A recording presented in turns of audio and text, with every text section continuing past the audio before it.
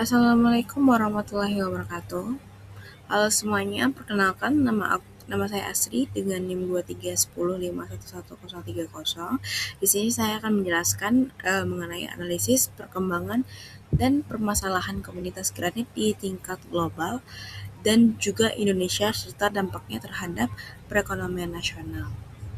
Nah, baik. Untuk memulai pembahasan ini, kita melihat terlebih dahulu apa yang mendasari pentingnya penelitian ini dan mengapa kita harus peduli dengan komoditas granit. Nah, mari kita masuk ke bagian latar belakang. Nah, kita masuk ke dalam latar belakang dan apa yang menjadi dasar dalam penelitian ini. Nah, kita bisa lihat dan juga teman-teman bisa juga lihat di dalam slide ini.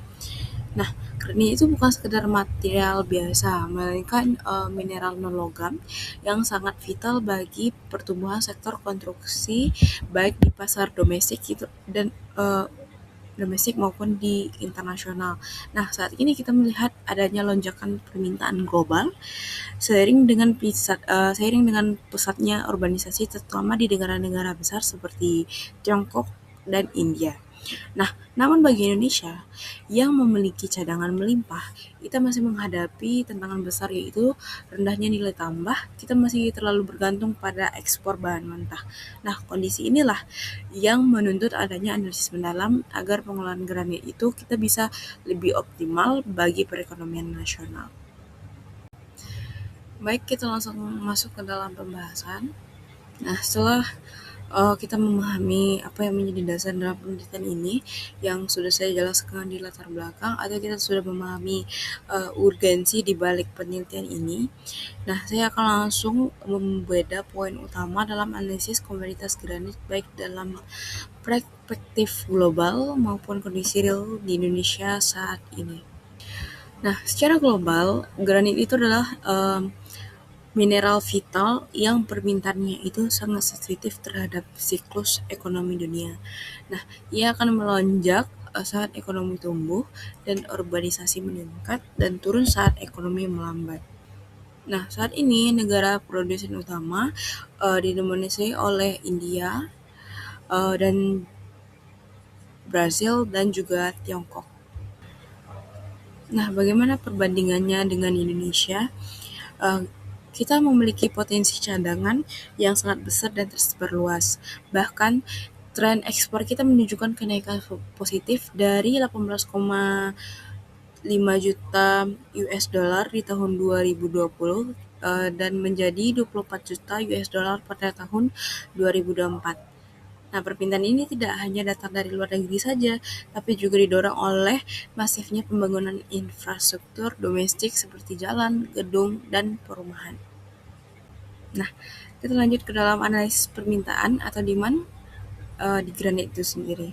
Nah, seperti yang saya katakan tadi, permintaan ini tidak hanya datang dari luar negeri, tapi juga didorong atau dipengaruhi langsung oleh masifnya pembangunan infrastruktur jalan, gedung, dan perumahan di Indonesia. Nah, kebutuhan itu meningkat seiring dengan tingginya aktivitas sektor konstruksi dalam negeri itu sendiri. Sementara di pasar global, permintaan itu sangat bergantung pada pertumbuhan ekonomi di negara-negara tujuan ekspor. Namun ada catatan penting bahwa pasar internasional itu sangat sensitif terhadap harga. Jadi kenaikan harga internasional itu sedikit saja itu dapat langsung menurunkan permintaan dari negara-negara pembeli. Lanjut kita membahas permasalahan ekonomi komoditas granit itu sendiri. Yang pertama adalah rendahnya nilai tambah. Maksud di sini adalah dominasi sektor granit itu ekspor dalam bentuk bahan mentah itu membuat nilai ekonomi yang diperoleh itu relatif lebih kecil dan proses hilirisasinya belum optimal. Nah, permasalahan kedua adalah ketergantungan eksternal. Maksudnya di sini adalah rentan terhadap fluktuasi ekonomi dunia karena sangat bergantung pada pasar internasional. Nah, permasalahan yang ketiga adalah persaingan yang ketat. Maksudnya di sini adalah negara kompetitor seperti Tiongkok dan India itu memiliki keunggulan teknologi dan kapasitas produksi yang lebih maju. Dan permasalahan yang keempat adalah terhadap dampak lingkungan.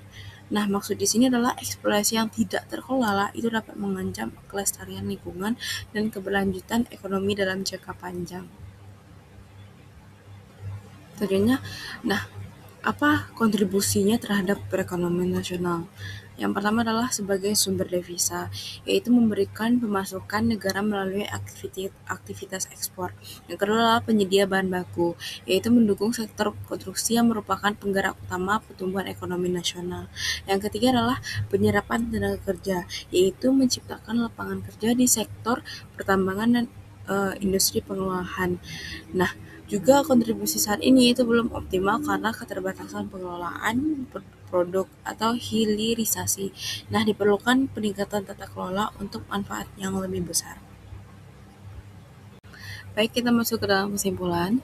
Jadi, komoditas grani itu memiliki peran strategis dalam perekonomian global dan nasional yang didorong oleh pesatnya aktivitas konstruksi serta urbanisasi.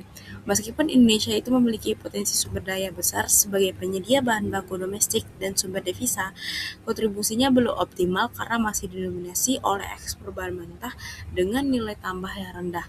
Nah, pengelolaan grani di Indonesia juga menghadapi tantangan yang berupa ketergantungan pada pasar internasional, persaingan ketat dengan negara maju, serta isu kelestarian lingkungan. Oleh karena itu, diperlukan upaya penguatan daya saing dan percepatan proses hilirisasi atau pengelolaan lebih lanjut agar pengelolaan sumber daya ini dapat memberikan kontribusi ekonomi yang lebih besar dan berkelanjutan di masa depan. Demikianlah penjelasan saya tentang perkembangan dan permasalahan komoditas granit di tingkat global dan Indonesia serta dampaknya terhadap perekonomian nasional. Terima kasih atas perhatiannya. Assalamualaikum warahmatullahi wabarakatuh.